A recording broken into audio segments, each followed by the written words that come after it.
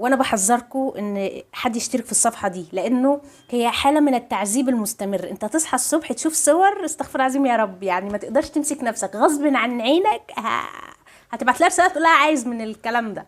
المهم فضلت وقت كبير جدا لدواعي الرجيم ولدواعي كتير، يعني ان انا مش هطلب، انا بس هتفرج من بعيد، بس لحد ما ربنا كتبها لي.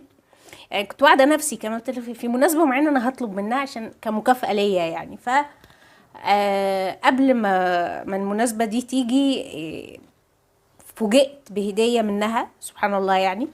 آه، فوجئت من بيت سلوى بهدية حلوة جدا، مش واحدة بقى ولا 2 ولا 3، انا جالي علبتين. فقلت والله ابدا لازم ادوقهم معاكم عشان تشوفوا المنظر وتنهاروا زي، يعني انا عايزاكم تنهاروا زي ما انا منهار. بس المنظر، بس